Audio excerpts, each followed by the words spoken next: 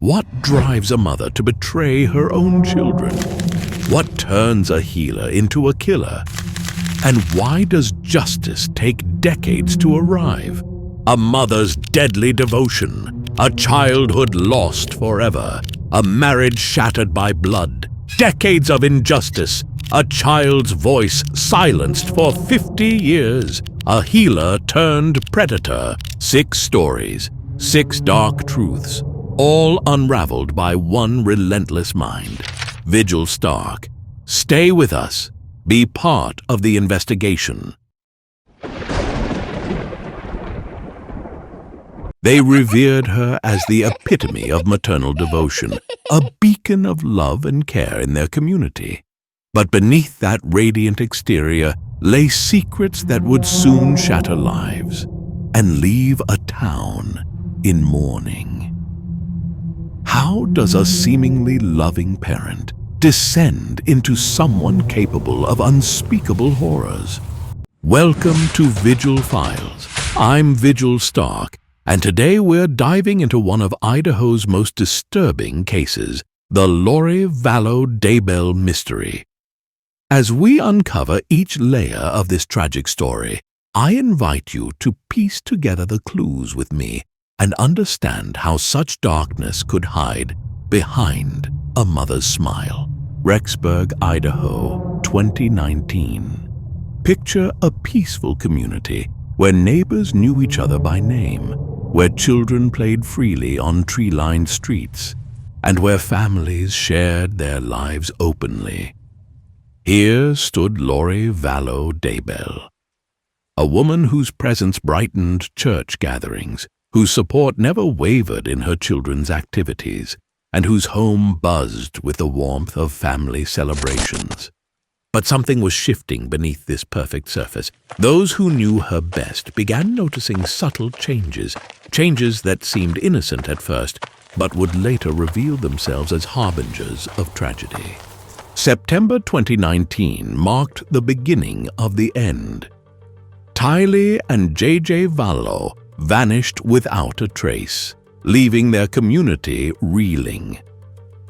As we explore their last known movements, ask yourself, what signs were missed? What warnings went unheeded? The digital trail left behind tells a chilling story. Lori's messages became increasingly disturbing, filled with references to dark spirits and apocalyptic missions.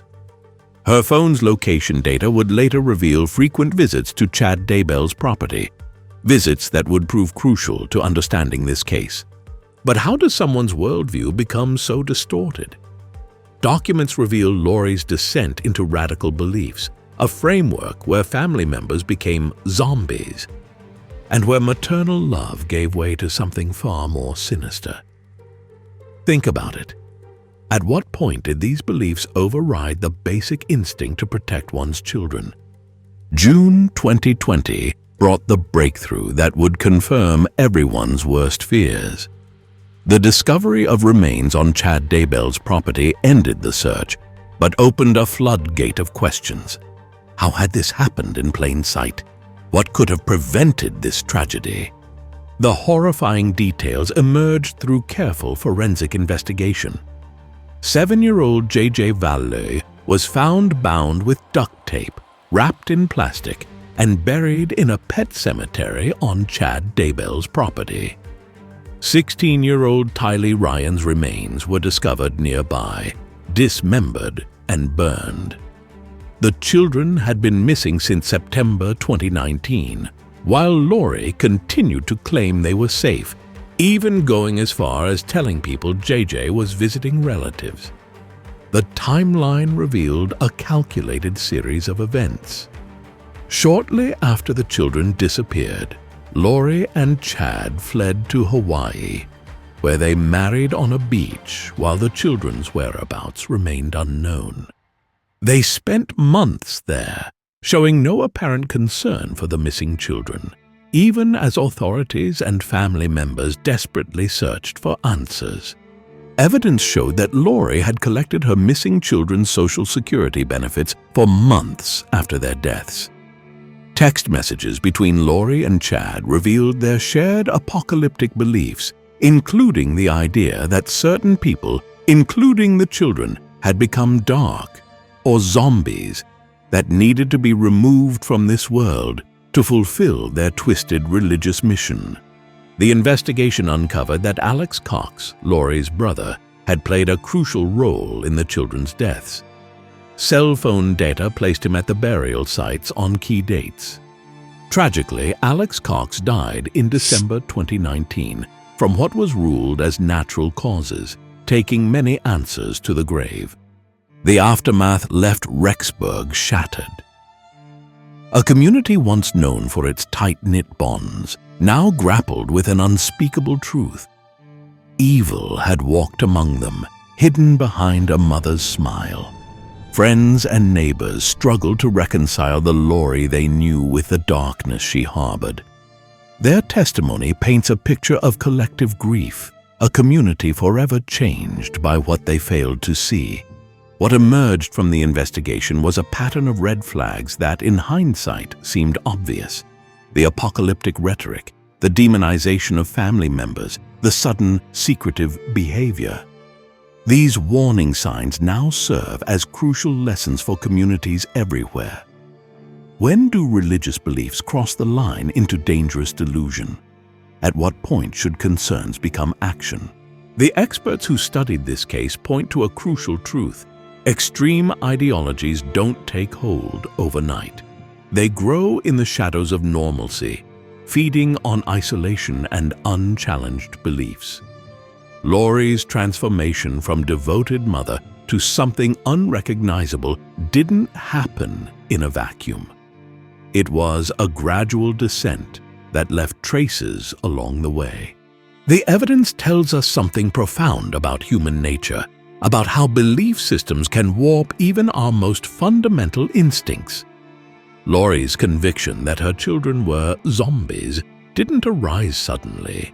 It grew from seeds of extremist thinking, nurtured by isolation and reinforced by others who shared her distorted worldview. What can we learn from this darkness? The first lesson is clear. We must question what seems unquestionable. When someone we know begins speaking of dark spirits or cosmic missions, when their language about loved ones turns strange and hostile, we must find the courage to intervene. This case demonstrates how easily truth can hide behind familiar faces, how darkness can wear the mask of devotion. The court documents, witness testimonies, and evidence trail paint a picture not just of crime, but of collective failure. A failure to recognize, to question, to act before it was too late. The legacy of this case isn't just in its tragic ending. It's in the questions it forces us to ask ourselves. How well do we know our neighbors? What mysteries lurk behind the smiles we see every day? When do we trust our instincts that something isn't right?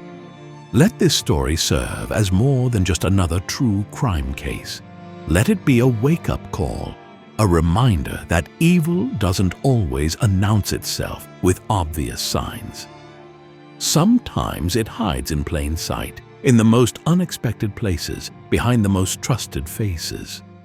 As we close this investigation, remember, awareness is our strongest weapon against such tragedies.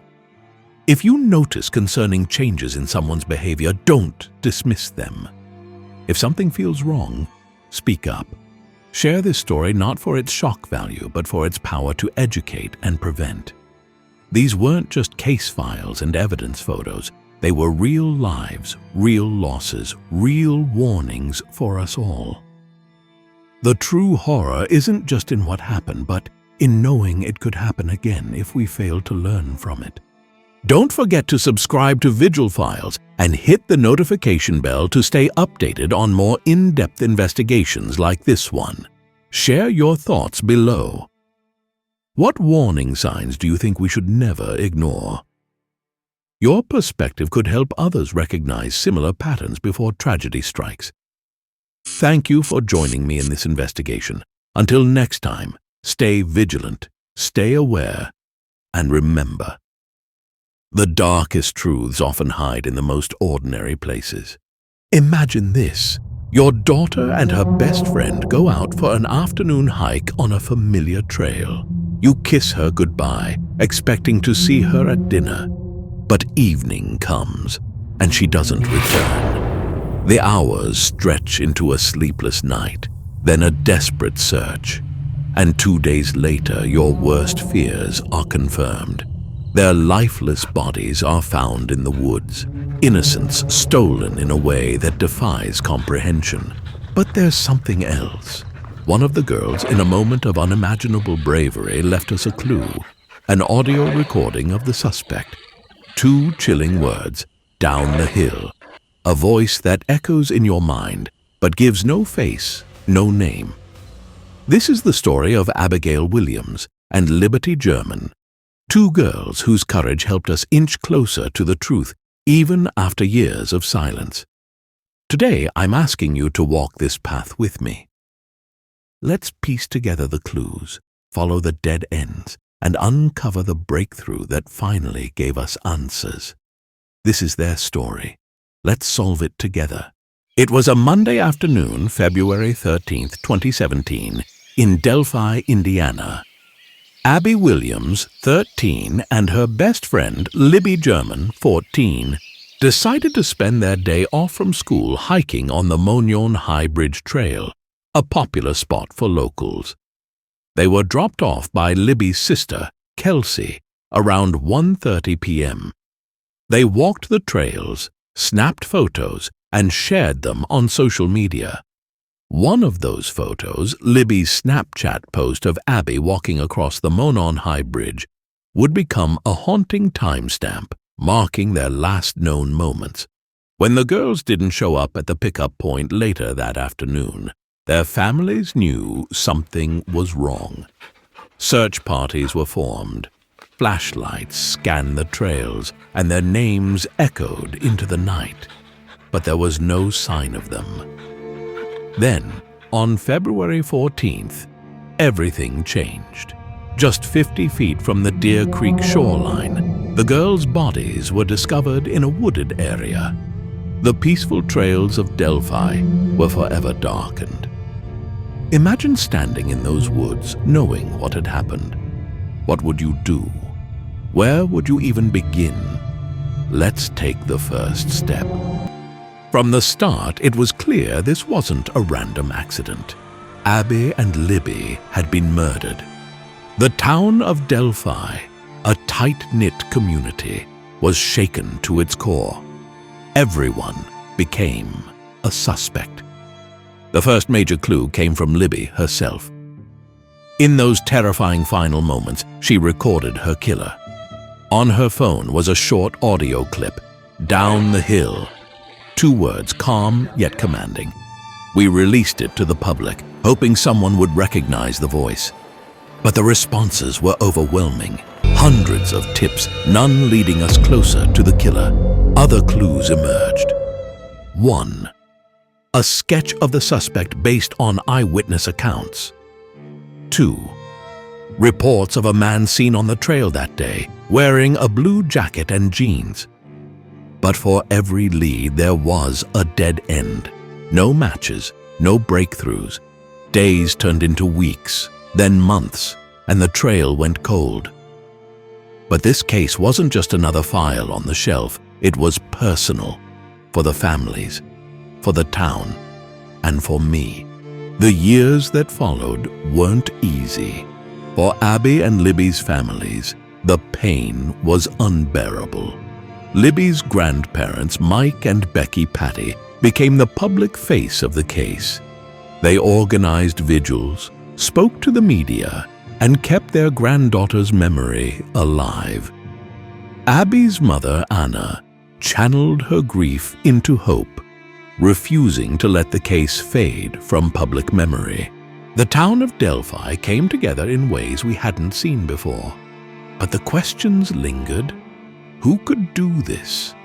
Why? Each year, as the anniversary approached, the weight of those unanswered questions grew heavier. For me, this wasn't just a case. It was a promise. a promise to find the person who took Abby and Libby's lives. But as the years passed, I started to wonder, was justice even possible? 6 years later, in 2023, a name finally surfaced. Richard Allen, a local resident, someone who had lived among us all this time. What led us to him? It was a combination of old evidence and fresh analysis. Forensic advancements allowed us to trace an unspent bullet found near the scene back to Allen's firearm. When we revisited the audio recording, Allen's voice matched the chilling words, "down the hill." But there was more. Allen had been seen near the trail on the day of the murders. Every piece of evidence began pointing to him.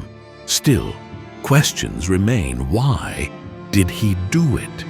Was he acting alone, or were others involved? Those answers are still unfolding. What do you think? Is it possible for someone to live a double life, hiding such darkness for years? Could there be more to this story?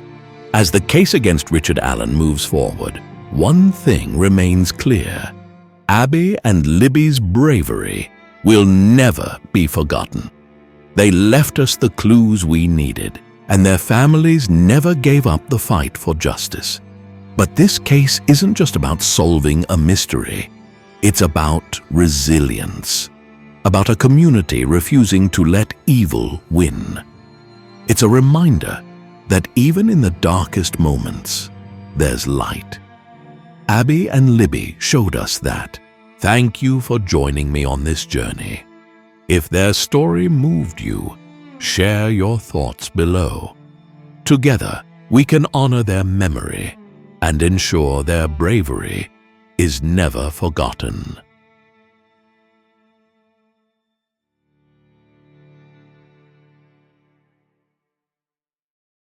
Imagine your entire world revolving around one person, your father, your protector, your best friend. Now imagine losing him, not to an illness, not to an accident, but to the very person who promised to love him.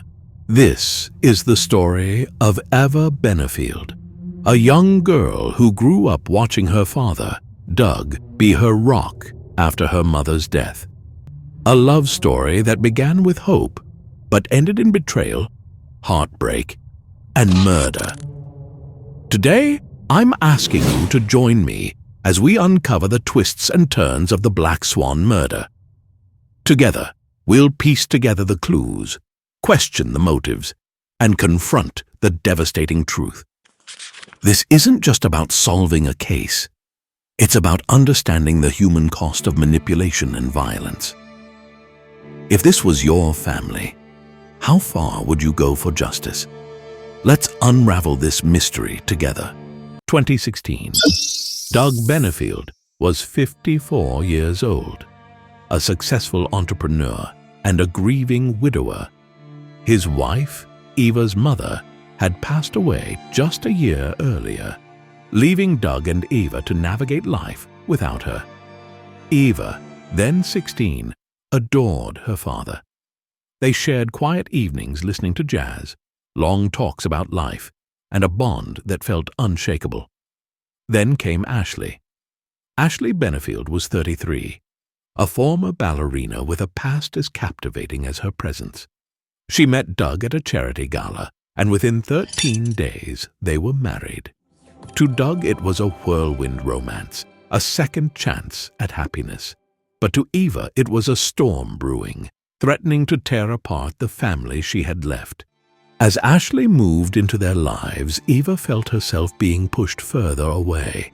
Her father's attention shifted, his time consumed by Ashley's needs and whims. For a teenager mourning her mother, it was a devastating change.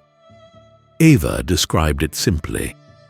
It felt like losing him twice. From the outside, it looked like a fairy tale, a charming older man and a beautiful ballerina. But to those closest to Doug, including Eva, Ashley's presence felt like the beginning of the end. By 2020, the fairy tale had unraveled. Doug confided in friends that Ashley's behavior had become erratic, wild accusations, mood swings, and constant demands. Eva, now 20, watched helplessly as her father tried to hold the marriage together. Ashley began accusing Doug of being controlling and abusive, filing restraining orders and portraying herself as the victim. But there was no evidence to back up her claims. To Eva, it was clear Ashley was isolating her father, cutting him off from everyone who cared about him. She was rewriting the story, Eva said, turning him into a villain when all he ever did was love her. I've seen this before. Manipulation masquerading as victimhood. Doug was caught in a web trying to protect his family while being pulled further away from them. Would you believe Ashley's accusations, or would you trust the man who had always been the rock of his family? September 27th, 2020.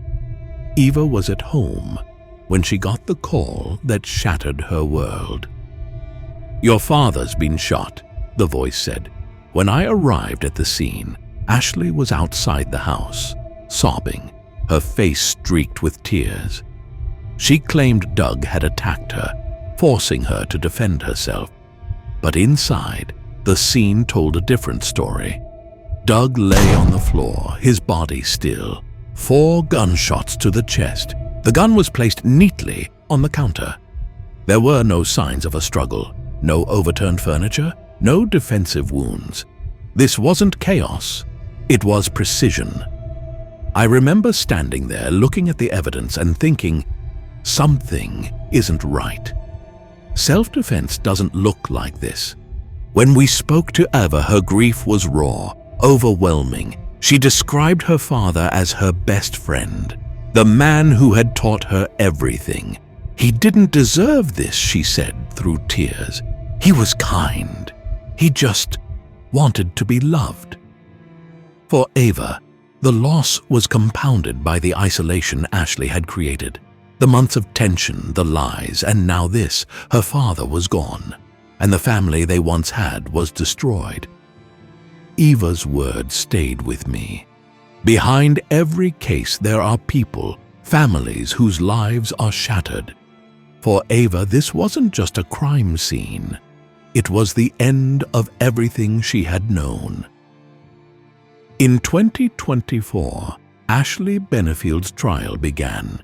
She took the stand, painting herself as the victim of domestic abuse.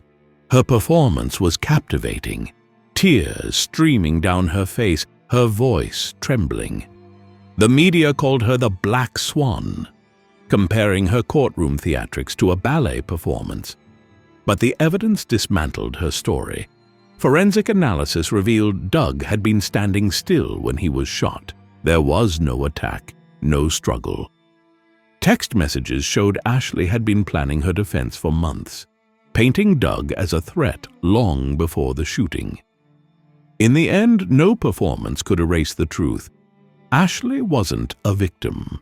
She was a manipulator, and the evidence made that clear. In September 2024, Ashley was convicted of manslaughter. For Eva, it was a bittersweet moment. Justice had been served, but it couldn't bring her father back. Eva sat quietly in the courtroom, clutching a photo of Doug. As the verdict was read, tears streamed down her face. He deserved better, she said. He deserved more time. This case wasn't just about a murder. It was about the ripple effects of manipulation and loss. Eva lost her father, her family, and a part of herself. No verdict could ever bring that back. The Black Swan murder is a chilling reminder of how love can turn deadly. It's a story of manipulation, betrayal, and the lives left in ruins. For Eva, the journey doesn't end here. She carries her father's memory with her, using his love to find strength in the face of unimaginable pain. What do you think? Was justice truly served? Or does the shadow of this case still linger? Share your thoughts below. and thank you for joining me in uncovering the truth behind the Black Swan murder. What would you do if you were thrown into a cell for a crime you didn't commit? What if every morning you woke up wondering if today would be your last? For Iwao Hakamada, this wasn't a question. It was his reality for nearly 50 years. Accused of a brutal quadruple murder in 1966, Hakamada spent over 45 years on death row in Japan, longer than anyone else in recorded history. His story is one of injustice, resilience, and the relentless pursuit of truth. Today, we're uncovering the chilling details of the Mizuoka family murders and the flawed justice system that robbed one man of nearly half a century. Join me as we unravel the case of Iwao Hakamada. June 30th, 1966. In the quiet industrial town of Shimizu, Japan, the unthinkable happened. The Mizuoka family, father, mother, and their 2 young children were found brutally murdered in their home. The house had been set on fire, an attempt to erase the evidence. This wasn't just a murder, it was a calculated and cold-blooded crime that shocked the nation. The father, a factory manager, had been stabbed repeatedly. The entire family's bodies were charred beyond recognition. Shimizu was not a place where such horrors happened. The pressure on the police to solve the case was immense. The nation demanded justice, and the authorities needed answers quickly. Their focus soon turned to Iwao Hakamada, a 30-year-old former professional boxer who worked at the Mizuoka family's soybean processing factory. He was known to be quiet, reserved, and lived alone. To the police, this made him an easy target. Hakamada was arrested in July 1966, just days after the murders. The evidence against him was weak. There were no fingerprints or direct links to the crime scene. Witnesses claimed he had been acting strangely at work, but nothing tied him concretely to the murders. What followed was 20 days of relentless interrogation. Hakamada was denied access to a lawyer or his family. He was sleep-deprived, starved, and subjected to mental and physical abuse. The goal was simple: to break him. And they succeeded. After nearly 3 weeks, Hakamada confessed, but his confession was riddled with inconsistencies, and he later revealed that it was coerced. Investigators had promised to let him go if he admitted to the crime. Imagine being in Hakamada's position, isolated, desperate, and broken. Could you hold on to the truth, or would you say what they wanted just to make it stop? In September 1968, Hakamada stood trial for the murders. The prosecution's case relied on 2 key pieces of evidence. 1. His coerced confession. 2.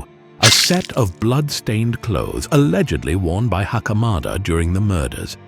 But there were glaring problems. The clothes didn't fit him. As a former boxer with a muscular build, it was impossible for him to have worn them. Prosecutors argued that the clothes had shrunk after being soaked in blood and water. The timeline of events didn't add up. There were significant inconsistencies in how the evidence was handled. Despite these issues, the court sided with the prosecution. In 1968, Hakamada was convicted and sentenced to death. His life, as he knew it, was over. Hakamada spent the next 45 years in a tiny death row cell. Under Japan's execution protocol, inmates are not informed of their execution date until the day it happens. Every morning, Hakamada woke up wondering if today would be the day he was taken to the gallows. His cell was cold, small, and isolating. Over the years, the psychological toll was devastating. Hakamada developed institutional psychosis marked by paranoia, confusion, and detachment from reality. But while Hakamada's mental state deteriorated, his sister Hideko Hakamada refused to give up. She became his voice, tirelessly campaigning for his release. For decades, Hideko wrote letters, held press conferences, and rallied public support. "If I stop fighting," she once said, "the system wins." The turning point came in 2008, when advancements in forensic science provided a glimmer of hope. Hakamada's legal team requested DNA testing on the blood-stained clothes that had been used to convict him. The results were shocking. The blood didn't match the victims.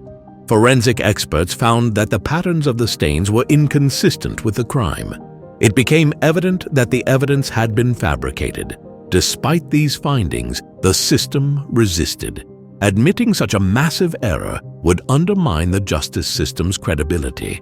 Years passed, and the fight for a retrial continued. Finally, in March 2014, the Shizuoka District Court ordered Hakamada's release, citing the DNA evidence and the possibility of fabricated evidence. After nearly 48 years, Hakamada walked out of prison, but his conviction still stood. In March 2023, more advanced DNA analysis confirmed that the evidence used to convict Hakamada had been falsified. The blood on the clothes wasn't from the victims, and the clothes hadn't been worn during the crime. On September 26, 2024, the Shizuoka District Court formally acquitted Hakamada of all charges. On October 9, 2024, prosecutors chose not to appeal, making his acquittal final. Hakamada was officially exonerated after nearly 58 years of legal battles. Iwao Hakamada's story isn't just about one man's ordeal. It's a reflection of the dangers of a flawed justice system, a system that prioritized convictions over truth. For nearly 5 decades, Hakamada lived in a cell, not knowing if he would ever see freedom again. His case sparked national and international debates about the death penalty and the reliance on coerced confessions. It stands as a stark reminder of why vigilance, transparency, and accountability are critical in the pursuit of justice. Imagine hearing the words "you're innocent" after nearly 50 years. Would it feel like justice or a bitter reminder of what was lost? What do you think? Could you fight like Hideko? Could you endure like Hakamada? Share your thoughts below, and let's keep his story alive, because justice delayed is justice denied. Imagine if it were your daughter, a bright, playful 9-year-old. She leaves home on a quick errand and never comes back. Picture the worry, the panic, as hours stretch into days. You search every street, every corner, hoping to see her running back home. And then, 2 weeks later, she's found. Her small, lifeless body lies hidden in the woods. Her innocence stolen in the most horrific way. But the one who did this, the person who tore your family apart, left nothing behind. No clues, no fingerprints, just silence. For 50 years, that silence was all Debbie Lynn Randall's family had. 50 years with no answers, no justice, only questions, haunting them day after day. Who did this? And why? That was Debbie's story, and it was my story too. I was a young detective back then. I promised her family I'd find the person who did this. I followed every lead, searched every path, but the trail went cold. Debbie's case became a mystery that no one could solve. And then 50 years later, technology finally broke that silence. A single match, a name hidden all these years, and with that, we finally uncovered the truth. Today, I'm asking you to join me as we go back to that cold February night in 1972, to see each twist, each dead end, and to follow the trail that finally led to justice. This is the story of Debbie Lynn Randall and the fight for answers that lasted a lifetime. It was a typical Sunday evening in Marietta, Georgia. Debbie Lynn Randall, a lively 9-year-old, asked her mother if she could go out to play with her friends. Her mother, Juanita, agreed, but asked her to pick up some washing powder from the laundromat on her way back. A quick, simple errand just a block away. Debbie left, promising to be home soon. But as night settled over Marietta, she didn't come back. Juanita, her mother, started searching. She went to the playground, called Debbie's name, checked every place her daughter could be. And when the hours dragged on, neighbors joined in searching the streets, shining flashlights into the dark corners of the neighborhood. Imagine that night, Debbie's family standing by the door, watching the hours tick by, waiting, hoping, feeling dread creep in. If you were there, where would you search? What would you think? 16 days later, Debbie's body was found in a wooded area just over a mile from her home. She had been brutally assaulted and strangled. That discovery sent a shockwave through Marietta. This quiet town that trusted its neighbors now felt different, darker. The innocence of the place was gone. I remember that moment vividly. The silence, the weight in the air. Her family's faces as they looked at me, desperate for answers. No witnesses, no fingerprints, just a single tiny sample of DNA preserved from the scene. A sample that back then was almost useless. Imagine holding that DNA sample, knowing it could be the answer, but having no way to unlock it. What would you do? Would you keep that hope alive for the future? We worked day and night following every lead. We questioned neighbors, checked local offenders, and asked everyone who might have seen Debbie that night. But no one had. Each person we interviewed, each corner we searched, led us nowhere. The DNA we had was like a locked door with no key, a trace we couldn't decode. Every lead, every effort brought us back to the same place, a dead end. And with each passing day, the frustration grew. Each time I saw her mother, her eyes held that silent question. Is there hope? And I had no answer. If you were in my shoes, facing a wall of silence, would you keep going? Would you be able to look her family in the eyes, knowing you still didn't have the answer? Months turned to years and years to decades. Debbie's case went cold. It became just another unsolved file gathering dust as time went on. But her family never moved on. Every birthday, every anniversary, they left flowers at the spot where she was found. And I couldn't let it go either. I'd pull out her case file every so often, hoping I'd missed something. For 50 years, that memory stayed with me, a reminder of the promises I couldn't keep. But then in 2023, everything changed. After decades of silence, we finally had a chance to revisit the case with fresh eyes and new tools. Do you believe in second chances? Because this one was 50 years in the making. In 2023, the technology we'd been waiting for finally arrived. We still had that tiny DNA sample preserved carefully for all these years.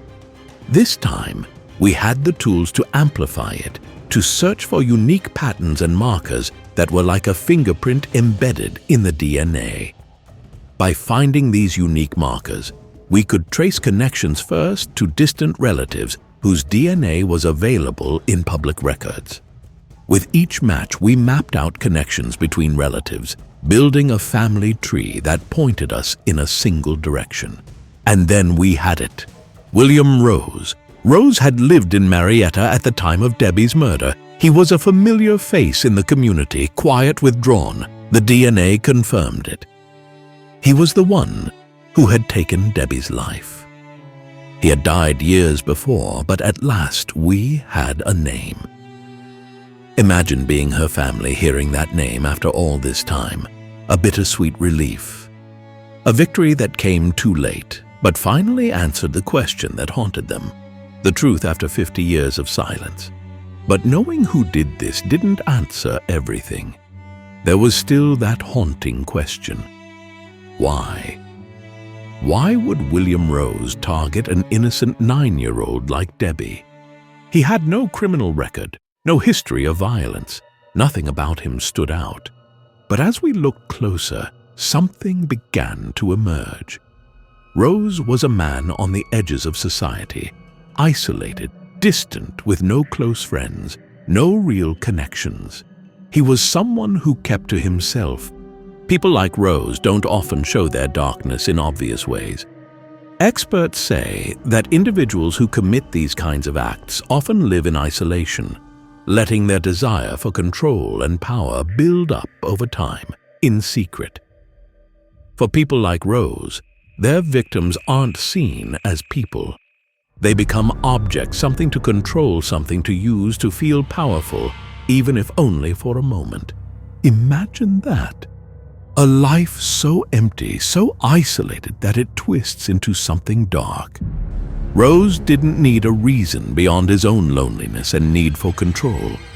To him, hurting someone else, taking someone's innocence was a way to feel powerful in a life where he otherwise felt invisible. And here's where I need you to look around your own world. People like Rose often live unnoticed, hiding their intentions behind a quiet exterior. Isolation, a need for power, a disregard for others. These traits can grow silently, unseen. If you notice someone struggling, someone disconnected, try to reach out. Sometimes a small connection can be enough to change someone's path, and if you ever sense darkness in yourself or in those around you, seek help. Because left unchecked, isolation and resentment can lead to places we never expect. When I finally got the answer, I thought of her family, of the 50 years they'd spent in the dark, of each moment they waited hoping to one day know the truth. But by the time we finally had that answer, Debbie's parents had both passed away. They'd never see justice for their daughter. Her mother and father went to their graves without knowing who had taken Debbie from them. But her brother Melvin was still here. When I told him the news, he sat quietly, processing years of grief and waiting. With a voice thick with emotion, he thanked us. He said, I would like to say that I wish my mother was here, but I know she knows in heaven now that it's finally over. For Melvin, there was finally some sense of peace, a small closure to a wound that had been open for decades. But it was a closure that came with pain, a resolution that felt both comforting and sorrowful. For 50 years, the truth had stayed hidden only to be revealed after those who had waited the longest were gone. Imagine living with that kind of pain, that unanswered question for a lifetime. And imagine the gratitude and sorrow in hearing that answer, knowing it came too late for so many. This case, Debbie's case, reminds us of why we keep searching, why justice, even delayed, still matters. Thank you for joining me in telling Debbie Lynn Randall's story, a story that finally, after 50 years, has an ending. And as Melvin said, it may have taken a lifetime, but for Debbie and for her family, it's finally over.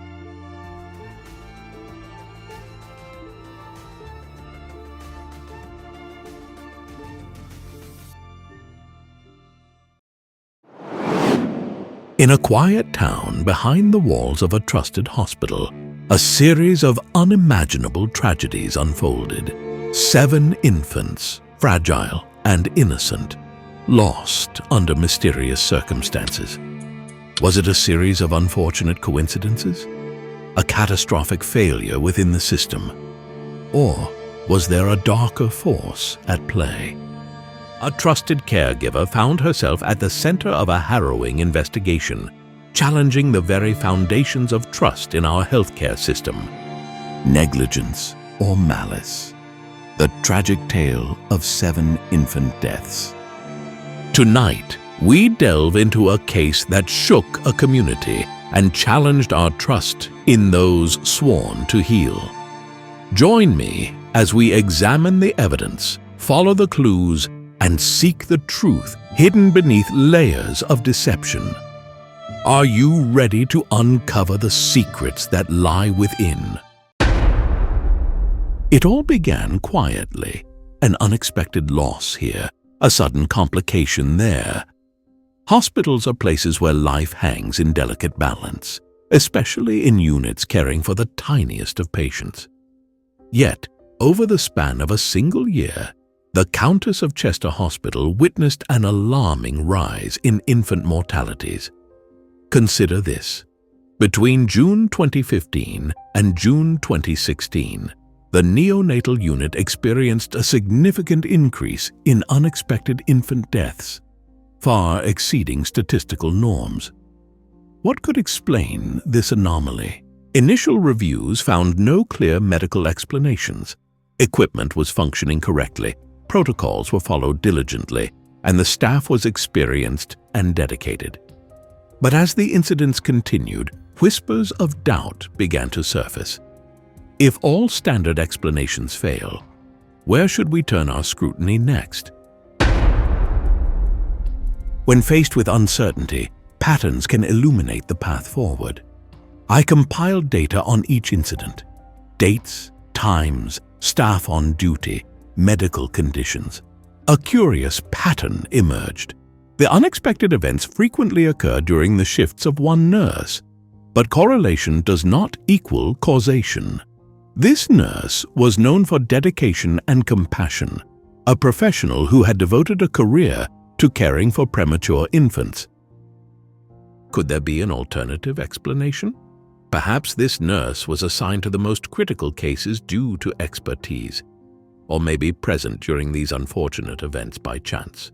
Before jumping to conclusions, we must gather more evidence. What would you examine next to either support or refute this emerging pattern? Medical records are a treasure trove of information. Upon reviewing the charts, I noticed that several infants who collapsed had unusually high levels of insulin in their blood, along with unexpected air presence in their circulatory systems. An insulin overdose in non-diabetic infants is highly irregular. Similarly, air embolisms can be fatal, but are preventable with proper care. Suppose we have someone with access to medications and the opportunity to administer them discreetly. The circle of potential suspects narrows considerably. But we must tread carefully. Accusations require substantial proof. How can we definitively determine if these anomalies are the result of deliberate actions? To gain clarity, covert surveillance measures were discreetly implemented. Additional senior staff were assigned to shifts, and security protocols were enhanced. An interesting pattern emerged. During periods when this particular nurse was off duty, the incidents ceased. When the nurse returned, they resumed. Is this mere coincidence? Statistical analysis suggested otherwise. The probability of this pattern occurring by chance was exceedingly low. Yet, direct evidence remained elusive. We needed irrefutable proof. What methods would you employ to obtain concrete evidence in such a delicate and sensitive environment? While examining personal lockers with appropriate authorization, we discovered a diary. Within its pages were entries that caught our attention. I don't deserve to be here. I feel responsible for what has happened. These words are heavy with implication, but context is essential. Could these be the anguished reflections of someone overwhelmed by guilt over circumstances beyond their control? Alternatively, could this be a confession? Personal writings can be therapeutic expressions not intended to be taken literally. How much weight should we place on such evidence? To interpret the medical anomalies, I consulted leading neonatologists. They confirmed that the insulin levels found in the infants could not be explained by natural causes or medical error. A forensic document examiner analyzed the diary entries, noting that the language and handwriting indicated genuine expressions of inner turmoil rather than fabrication. Psychological profiling suggested that a healthcare professional involved in such acts might exhibit certain behaviors, being present during emergencies, showing unusual interest in the aftermath, or seeking attention. Do these insights align with what we know about the nurse's behavior? This information brought us closer to the truth, but we still needed definitive proof. With mounting evidence, the decision was made to present our findings to law enforcement. During questioning, the nurse denied any wrongdoing, maintaining innocence. However, inconsistencies in statements began to surface. The nurse recalled specific details about incidents that should not have been known unless directly involved. Now we face a pivotal moment. The evidence is compelling, but largely circumstantial. Is it sufficient for prosecution, or do we risk accusing an innocent person? What would you conclude at this juncture? The case proceeded to trial, capturing the nation's attention. The prosecution presented a meticulous timeline, expert testimonies, and the poignant diary entries. The defense argued that the nurse was a dedicated professional, a victim of institutional failure and scapegoating. They suggested that systemic issues within the hospital were to blame. Witnesses testified.